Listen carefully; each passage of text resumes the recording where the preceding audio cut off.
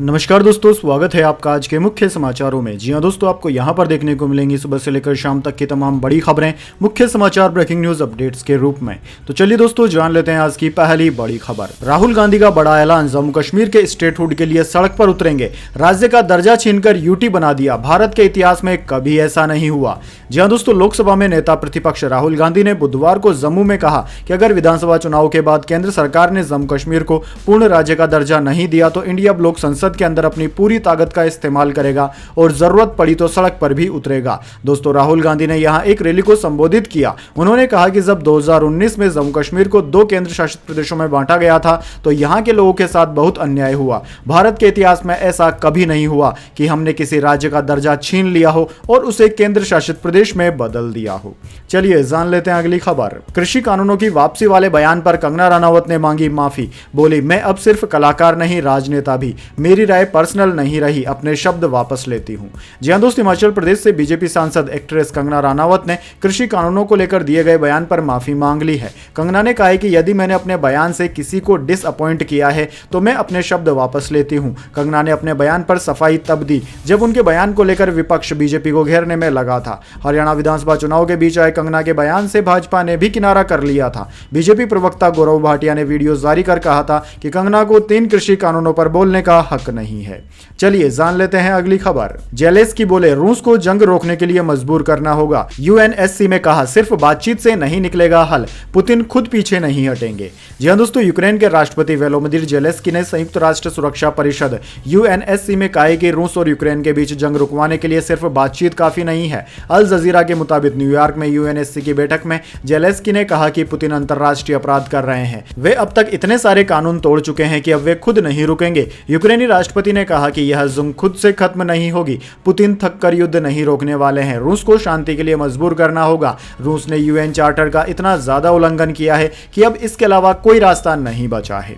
चलिए दोस्तों, जान लेते हैं अगली खबर। जम्मू कश्मीर में दूसरे फेज की वोटिंग हुई खत्म। शाम 7 बजे तक 54.11% मतदान। श्रीनगर में सबसे कम 27%, रियासी 72% के साथ टॉप पर। जी हां दोस्तों, जम्मू कश्मीर विधानसभा चुनाव के दूसरे चरण में 6 जिलों की 26 विधानसभा सीटों पर वोटिंग खत्म हो गई। इसमें 25.78 लाख मतदाताओं ने सुबह 7 बजे से लेकर 6 बजे तक वोट डाले। शाम 7 बजे तक 54.11% वोटिंग हुई। दोस्तों, सबसे ज्यादा रियासी में 71.81% वोटिंग हुई, जबकि श्रीनगर में सबसे कम 27.37% वोट पड़े। चलिए दोस्तों, जान लेते हैं अगली खबर। केजरीवाल का आरएसएस प्रमुख मोहन भागवत को लेटर, 5 सवाल पूछे। क्या बीजेपी का सरकारें गिराना सही है? मोदी 75 साल की उम्र के बाद रिटायर होंगे या नहीं? जी हां दोस्तों, दिल्ली के पूर्व मुख्यमंत्री अरविंद केजरीवाल ने राष्ट्रीय स्वयंसेवक संघ आरएसएस प्रमुख मोहन भागवत को लेटर लिखकर 5 सवाल पूछे हैं। उन्होंने केंद्रीय जांच एजेंसियों के दुरुपयोग से लेकर प्रधानमंत्री मोदी के रिटायरमेंट तक के मुद्दों पर सवाल पूछा। केजरीवाल ने लिखा कि वे देश के मौजूदा हालात से बहुत चिंतित हैं और भाजपा सरकार की नीतियों को देश के लिए हानिकारक मानते हैं। अगर यह स्थिति जारी रही तो देश का लोकतंत्र और स्वयं भारत को खतरा हो सकता है। केजरीवाल ने कहा कि उन्होंने यह लेटर आम नागरिक की हैसियत से लिखा है, न कि एक राजनीतिक पार्टी के नेता के तौर पर। चलिए दोस्तों, जान लेते हैं अगली खबर। दिल्ली में उमस और गर्मी से मिलेगी राहत, झमाझम बरसेंगे बादल। जाने मौसम पर आईएमडी का ताजा अपडेट। जी हां दोस्तों, दिल्ली में मानसून की विदाई से पहले कुछ इलाकों में हल्की से मध्यम बारिश देखने को मिल सकती है। आईएमडी के वैज्ञानिक डॉक्टर नरेश के मुताबिक बंगाल की खाड़ी से हवाएं दिल्ली एनसीआर की तरफ आ रही है। इससे शाम को हल्की बारिश हो सकती है। वहीं दोस्तों, 26 और 27 सितंबर को भी दिल्ली में हल्की बारिश हो सकती है। इसके बाद बारिश की गतिविधियां बंद हो जाएंगी और मौसम सुहाना हो जाएगा। चलिए जान लेते हैं अगली खबर।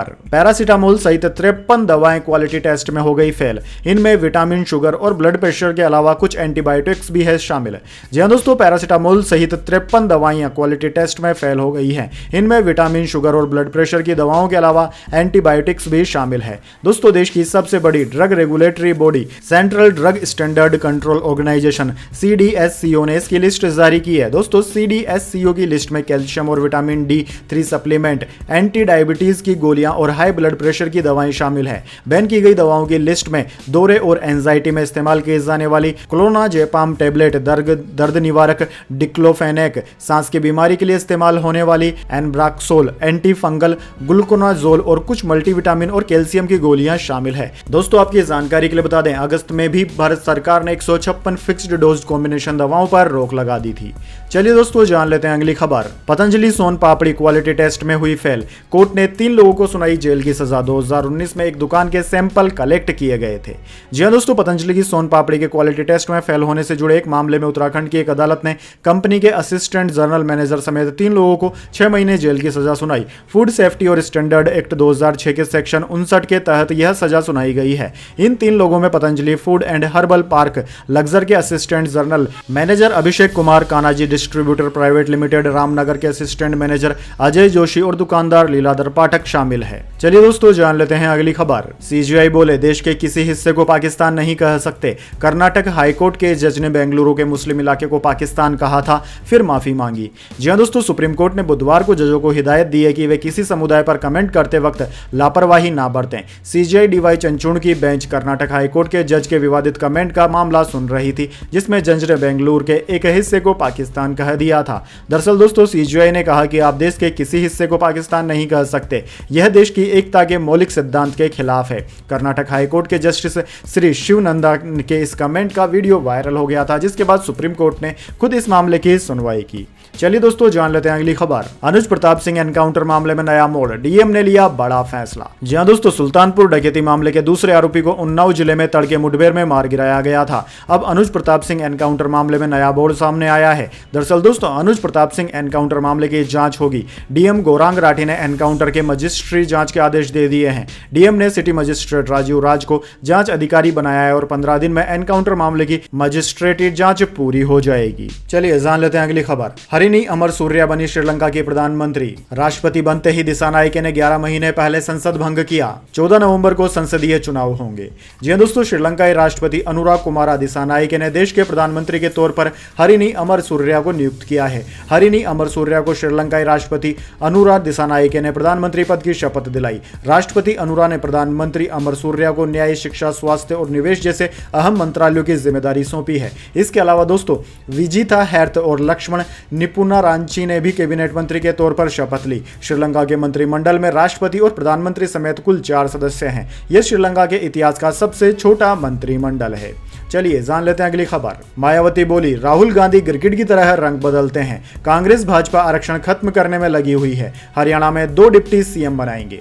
जी हां दोस्तों, हरियाणा में जिंद के उचाना में बुधवार को पूर्व उप प्रधानमंत्री देवीलाल की 111वीं जयंती पर इनेलो ने रैली की। रैली में उत्तर प्रदेश की पूर्व सीएम मायावती और इनेलो सुप्रीमो एवं पूर्व सीएम ओम प्रकाश चौटाला पहुंचे। इस मौके पर मायावती ने कहा कि कांग्रेस और भाजपा आरक्षण को खत्म करने में लगी हुई है। आरक्षण को बचाना है तो इन दोनों पार्टियों को वोट नहीं देना। उन्होंने कहा कि राहुल गांधी ने विदेश में जाकर आरक्षण को आने वाले वक्त में खत्म करने का ऐलान किया है। जब वह भारत में रहते हैं तो किसी राज्य में चुनाव होता है तो क्रिकेट की तरह रंग बदल लेते हैं और कहते हैं कि आरक्षण के पक्ष में हैं। चलिए दोस्तों, जान लेते हैं अगली खबर। हरियाणा में पूर्व सीएम की सभा में हंगामा। युवक बोला बीजेपी सरकार बनाएगी लेकिन हिसार का उम्मीदवार हारेगा। खट्टर बोले इसे बाहर निकालो। जी हां दोस्तों, हरियाणा के हिसार में पूर्व मुख्यमंत्री और केंद्रीय मंत्री मनोहर लाल खट्टर के जनसंवाद कार्यक्रम में युवक ने हंगामा कर दिया। इस दौरान पूर्व सीएम भड़क गए और अपने सुरक्षा कर्मियों को युवक को बाहर निकालने का आदेश दिया।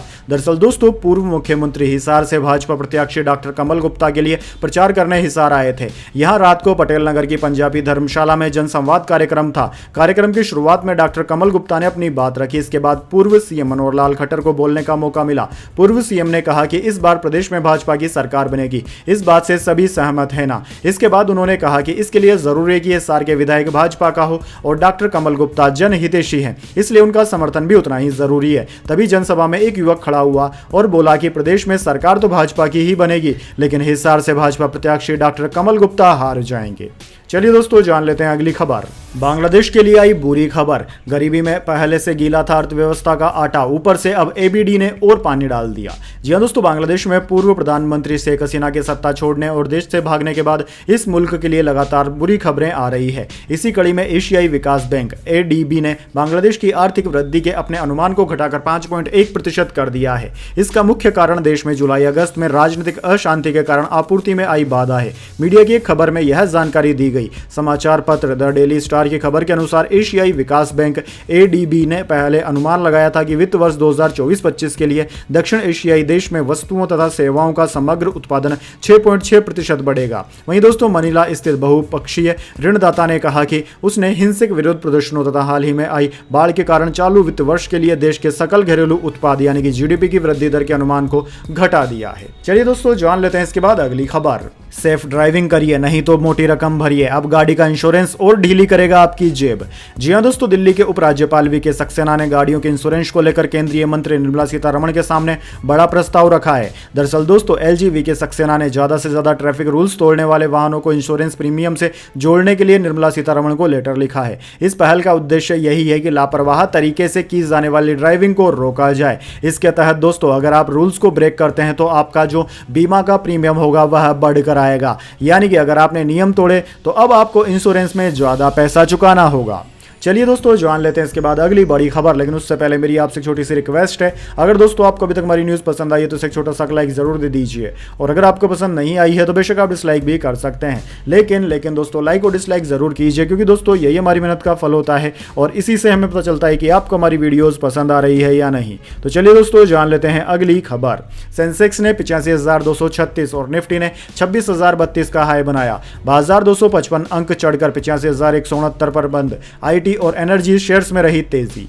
जी हां दोस्तों, शेयर बाजार ने आज लगातार छठे दिन ऑल टाइम हाई बनाया। कारोबार के दौरान सेंसेक्स ने 85,247 और निफ्टी ने 26,032 का स्तर छुआ। इसके बाद सेंसेक्स 255 अंक की तेजी के साथ 85,169 के स्तर पर बंद हुआ। निफ्टी में भी 63 अंकों की तेजी रही, ये 26,004 के स्तर पर बंद हुआ। वहीं दोस्तों, ऑटो, आईटी, एनर्जी और बैंकिंग शेयर्स में तेजी देखने को मिली। पावर ग्रिड का शेयर आज 14.15 रुपए यानी कि 4.04% चढ़कर 364 रुपए पर बंद हुआ।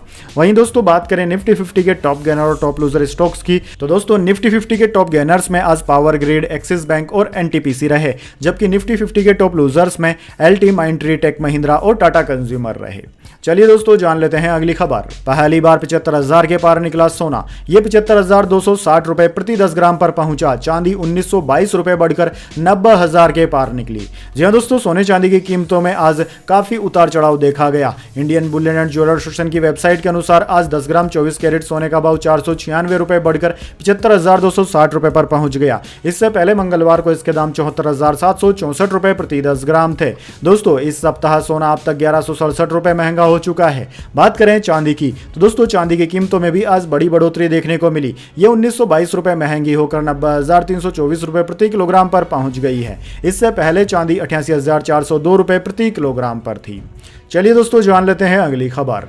चीन से 75% विवाद खत्म होने पर जयशंकर ने दी सफाई। कहा, मेरा बयान सिर्फ सैनिकों के पीछे हटने पर था, बाकी मुद्दों पर चुनौती बरकरार है। जी हां दोस्तों, भारत के विदेश मंत्री एस जयशंकर ने चीन के साथ 75% विवाद हल होने वाले अपने बयान को लेकर बुधवार को सफाई दी। उन्होंने न्यूयॉर्क में एशिया सोसाइटी पॉलिसी इंस्टीट्यूट में कहा कि मैंने यह बात सिर्फ सैनिकों के पीछे हटने के संदर्भ में कही थी। चीन के साथ दूसरे मुद्दों पर अभी भी चुनौती बनी हुई है। उन्होंने कहा कि चीन के साथ भारत का इतिहास मुश्किलों से भरा रहा है। जयशंकर ने कहा कि चीन के साथ एलएसी पर हमारा समझौता था, लेकिन उन्होंने साल 2020 में कोरोना महामारी के दौरान कई सैनिकों को तैनात कर समझौते का उल्लंघन किया। इसके बाद आशंका थी कि कोई हादसा होगा और ऐसा हुआ भी। झड़प हुई और दोनों तरफ के लोग हताहत हुए। चलिए दोस्तों, जान लेते हैं अगली खबर। हाईकोर्ट बोला, बदलापुर की घटना को एनकाउंटर मानना मुश्किल। रिपोर्ट बताती है गोली सिर पर माली, सेल्फ डिफेंस में तो पैर पर गोली चलाते हैं। जी हां दोस्तों, ठाणे के बदलापुर में नर्सरी की 2 बच्चियों के साथ यौन शोषण के आरोपी अक्षय शिंदे के एनकाउंटर पर बॉम्बे हाईकोर्ट ने बुधवार को सवाल उठाए। कोर्ट ने महाराष्ट्र सरकार से पूछा कि हम कैसे मान ले कि 4 अफसर एक आरोपी को संभाल नहीं पाए। हथकड़ी भी लगी थी। अगर सेल्फ डिफेंस जैसी स्थिति थी तो आरोपी के पैर पर गोली मारते, सिर में नहीं। बेंच ने कहा कि अगर गोली चलाने वाला अफसर असिस्टेंट पुलिस इंस्पेक्टर है तब वह यह नहीं कह सकता कि उसे रिएक्ट कैसे करना है। इसकी जानकारी नहीं थी। उसे पता होना चाहिए कि फायर कहां करना है। कोर्ट ने कहा कि जैसे ही आरोपी ने ट्रिगर दबाया, 4 लोग आसानी से उस पर काबू पा सकते थे। वो कोई बहुत मजबूत आदमी नहीं था। यह स्वीकार करना बहुत मुश्किल है। इसे एनकाउंटर नहीं कहा जा सकता। चलिए दोस्तों, जान लेते हैं अगली खबर। वर्ल्ड कप जीतने के बाद पहली बार हारा ऑस्ट्रेलिया। इंग्लैंड ने डीएलएस से 46 रन से हराया ब्रूक का पहला शतक। जी हां दोस्तों, वर्ल्ड चैंपियन ऑस्ट्रेलिया को वनडे वर्ल्ड कप 2023 के बाद पहली हार झेलनी पड़ी। ऑस्ट्रेलियाई टीम को मंगलवार रात इंग्लैंड ने डीएलएस यानी कि डकवर्थ लुइस स्टैंडर्ड मेथड से 46 रन से हरा दिया। इस जीत से इंग्लिश टीम ने 5 मुकाबलों की सीरीज में 2-0 से पिछड़ने के बाद 1-2 से वापसी की है। सीरीज का चौथा मुकाबला 27 सितंबर को लॉर्ड्स में खेला जाएगा। दरअसल दोस्तों, चेस्टरली स्ट्रीट में मंगलवार रात बारिश से प्रभावित इस मुकाबले में मेजबान टीम ने टॉस जीतकर गेंदबाजी करने का फैसला लिया। ऑस्ट्रेलियाई टीम ने पहले बल्लेबाजी करते हुए 50 ओवर में 7 विकेट पर 304 रन बनाए। जवाबी पारी में इंग्लिश टीम ने 37.4 ओवर में 4 विकेट पर 254 रन बना लिए थे। बारिश आ गई और खेल रोकना पड़ा। आखिर में DRS मेथड के तहत इंग्लैंड को 46 रन से विजेता घोषित कर दिया गया। दोस्तों हैरी ब्रूक को प्लेयर ऑफ द मैच चुना गया। दोस्तों आपकी जानकारी के लिए बता दें, इससे पहले ऑस्ट्रेलियाई टीम लगातार 14 वनडे मैच जीत चुकी थी। चलिए दोस्तों जान लेते हैं अगली खबर। शादी के 8 साल बाद तलाक ले सकती है उर्मिला, पति से अलग रह रही है एक्ट्रेस, बॉलीवुड में कमबैक करना चाहती है। जी हां दोस्तों, 90 के दशक की मशहूर अभिनेत्री उर्मिला मातोंडकर एक बार फिर चर्चाओं में है। हालांकि इस बार वजह उनकी प्रोफेशनल नहीं बल्कि पर्सनल लाइफ है। सुनने में आ रहा है कि एक्ट्रेस अपने पति मोहसिन अख्तर से तलाक लेने जा रही है। उर्मिला और मोहसिन ने 3 मार्च 2016 में निकाह किया था। शादी के अब 8 साल बाद दोनों के तलाक लेने की खबर है। दरअसल दोस्तों मीडिया रिपोर्ट्स की माने तो एक्ट्रेस ने मोहसिन से तलाक की अर्जी दे दी है। दोनों के अलग होने की वजह तो सामने नहीं आई है, पर सूत्रों के मुताबिक यह तलाक आपसी सहमति से नहीं हो रहा है। चलिए दोस्तों जान लेते हैं अगली खबर। सेबी की बोर्ड मीटिंग 30 सितंबर को होगी। डेरिवेटिव फ्रेमवर्क और स्ट्राइक प्राइस से जुड़े नियमों में बदलाव समेत कई बड़े ऐलान संभव। जी हां दोस्तों, security exchange board of India यानी कि सेबी की गवर्निंग बॉडी की मीटिंग 30 सितंबर को होने वाली है। इनमें इंडेक्स डेरिवेटिव सहित कई मामलों पर चर्चा होने की उम्मीद है। मार्केट रेगुलेटर सेबी काफी समय से इंडेक्स डेरिवेटिव फ्रेमवर्क को मजबूत बनाने की कोशिश कर रहा है। दोस्तों नए फ्रेमवर्क का सिक्योरिटी मार्केट पर काफी असर पड़ेगा। फटाफट मुनाफे के लिए डेरिवेटिव्स में रिटेल इन्वेस्टर्स की ट्रेडिंग में कमी आएगी। सेबी ने 23 जुलाई को इस मामले में एक कंसल्टेशन पेपर भी जारी किया था। चलिए दोस्तों जान लेते हैं अगली खबर। थम गई मुंबई, चारों तरफ पानी ही पानी तो हर जगह है जाम। लोकल ट्रेन के लगे ब्रेक तो कई फ्लाइट्स हुई डाइवर्ट। जी हां दोस्तों, देश की आर्थिक राजधानी मुंबई में भारी बारिश से लोग परेशान हैं। लोकल ट्रेनों पर बारिश ने ब्रेक लगा दिए हैं। दोस्तों जलभराव के कारण लोकल ट्रेन की सर्विस को रोकना पड़ा। Bhandup Nahor down local line पर भी पानी का जलभराव देखा गया। वहीं दोस्तों स्पाइस जेट और विस्तारा ने एक्स पर पोस्ट में कहा कि कुछ उड़ानों को डाइवर्ट किया गया है। विस्तारा ने कहा कि हैदराबाद से मुंबई जाने वाली उड़ान संख्या UK 534 मुंबई एयरपोर्ट पर खराब मौसम के कारण हैदराबाद लौट रही है। इसके अलावा दोस्तों मुंबई और उसके पड़ोसी जिलों के लिए भारतीय मौसम विज्ञान विभाग IMD ने बुधवार शाम को रेड अलर्ट जारी किया था और अत्यधिक भारी वर्षा का पूर्वानुमान भी व्यक्त किया है। शहर के कई हिस्सों में दोपहर से भारी बारिश जारी है। नगर निगम के एक अधिकारी ने बताया कि IMD ने देश की वित्तीय राजधानी के लिए ऑरेंज अलर्ट को परिवर्तन कर रेड अलर्ट कर दिया है। यानी कि पहले यहां पर ऑरेंज अलर्ट यानी कि भारी बारिश की चेतावनी दी गई थी, लेकिन उसे रेड अलर्ट यानी कि भारी से बहुत ज्यादा भारी यानी अत्यधिक भारी बारिश की चेतावनी में बदल दिया है। चलिए दोस्तों जान लेते हैं अगली खबर। कोलकाता कांड, सीबीआई का पुलिस पर सनसनीखेज आरोप, थाने में बनाए या बदले गए झूठे रिकॉर्ड। जी हां दोस्तों, कोलकाता के आरजीकर मेडिकल कॉलेज और अस्पताल में हुए डॉक्टर रेप मर्डर केस की जांच कर रही सीबीआई ने कोर्ट में बड़ा खुलासा किया है। जांच एजेंसी का आरोप है कि इस मामले से संबंधित कई झूठे रिकॉर्ड पुलिस स्टेशन में बनाए और बदले गए थे। यह खुलासा ताला थाना प्रभारी अभिजीत मंडल और पूर्व प्रिंसिपल संदीप घोष से पूछताछ के दौरान हुआ है। इसी आधार पर सीबीआई ने कहा कि उन दोनों से आगे भी पूछताछ की जाने की जरूरत है। इसके बाद कोर्ट ने दोनों आरोपियों को 30 सितंबर तक के लिए न्यायिक हिरासत में भेज दिया है। वहीं दोस्तों सीबीआई ने कोर्ट में कहा कि ताला पुलिस स्टेशन के सीसीटीवी फुटेज से डीवीआर और हार्ड डिस्क को डेटा निकालने के लिए कोलकाता CFSL भेजा गया है। उक्त डेटा और रिपोर्ट के आधार पर आरोपियों से हिरासत में आगे की पूछताछ की आवश्यकता है, जो कि 1 या 2 दिन में मिलने की उम्मीद है। दोनों आरोपियों के मोबाइल फोन को भी डेटा निकालने के लिए CFSL भेज दिया गया है। इन दोनों डेटा के आधार पर अहम सबूत मिलने की संभावना है। चलिए दोस्तों जान लेते हैं अगली खबर। राहुल गांधी के आवास का होगा घेराव, 400 गाड़ियां और 6 बसों से दिल्ली कूच करेंगे बीजेपी नेता। जी हां दोस्तों, विपक्ष के नेता राहुल गांधी ने अमेरिका में आरक्षण को लेकर बड़ा बयान दिया था। इसी बयान से बीजेपी ओबीसी मोर्चा आग बबूला है। दोपहर 26 सितंबर दोपहर में बीजेपी ओबीसी मोर्चा के नेता और कार्यकर्ता राहुल गांधी के आवास के बाहर डेरा डालेंगे और घेराव करेंगे। इसके लिए 350 से ज्यादा निजी कारों और 6 बसों से बीजेपी मोर्चा के नेता दिल्ली में अकबर रोड पर राहुल गांधी का आवास घेरेंगे। दोस्तों आपको बता दें, बीजेपी के नेता पूरी तैयारी के साथ दिल्ली जाएंगे और पूरी हुंकार भरेंगे। बीजेपी ओबीसी मोर्चा के क्षेत्रीय अध्यक्ष हरविंदर सिंह पाल ने बताया कि राहुल गांधी का आवास घेरने के लिए यूं तो पूरे पश्चिम उत्तर प्रदेश से पूरी ताकत झोंकी जा रही है, लेकिन सबसे ज्यादा कार्यकर्ता और नेता गाजियाबाद और गौतम बुद्ध नगर से आएंगे। चलिए दोस्तों जान लेते हैं अगली खबर। 5 अक्टूबर को पंजाब के इन कर्मचारियों को मिलेगी स्पेशल छुट्टी, भगवंत मान सरकार का ऐलान। जी हां दोस्तों, पंजाब सरकार ने पड़ोसी राज्य में विधानसभा चुनाव को देखते हुए बड़ा फैसला लिया है। भगवंत मान सरकार ने मंगलवार को हरियाणा में मतदाता के रूप में पंजीकृत अपने कर्मचारियों के लिए 5 अक्टूबर को छुट्टी के ऐलान की घोषणा कर दी है। ये निर्णय इसलिए लिया है ताकि वे पड़ोसी राज्य में आगामी विधानसभा चुनाव में अपने वोट का इस्तेमाल कर सकें। दोस्तों, भगवंत मान सरकार के एक आदेश में कहा गया है कि हरियाणा विधानसभा चुनाव के मद्देनजर पंजाब सरकार ने 5 अक्टूबर को अवकाश रखा है। अगर कोई अधिकारी कर्मचारी हरियाणा विधानसभा की वोटर लिस्ट में वोटर है और पंजाब राज्य के सरकारी कार्यालयों, बोर्डों, निगमों और सरकारी शैक्षणिक संस्थाओं में कार्यरत है तो वह अपना वोटर ID कार्ड दिखाकर अथॉरिटी से 5 अक्टूबर को स्पेशल छुट्टी ले सकता है। तो दोस्तों, यह थी आज की तमाम बड़ी खबरें। इसके बाद दोस्तों बारी आती है आज के माइंड क्यूज क्वेश्चन की। जी हाँ दोस्तों, एक आसान से सवाल का जवाब देकर आप जीत सकते हैं एक सरप्राइज गिफ्ट हमारे यूट्यूब चैनल की ओर से। तो दोस्तों, आज का सवाल आपकी स्क्रीन पर आ चुका है। भारत में राष्ट्रीय खेल दिवस किसकी याद में मनाया जाता है? जी हाँ दोस्तों, अगर आप जानते हैं भारत में राष्ट्रीय खेल दिवस किस अवसर पर किसकी याद में मनाया जाता है तो जल्दी से कमेंट बॉक्स में लिख दीजिए उनका नाम। अगर दोस्तों आपका जवाब होता है एकदम सही और आप चुन जाते हैं लकी विजेता के रूप में तो आपको मिल सकता है एक सरप्राइज गिफ्ट हमारे यूट्यूब चैनल की ओर से। तो दोस्तों जल्दी से अपना उत्तर कमेंट बॉक्स में लिख दीजिए, वीडियो को लाइक कर लीजिए और चैनल को सब्सक्राइब करके बेल आइकन भी दबा लीजिए। धन्यवाद। वंदे मातरम। जय हिंद, जय भारत।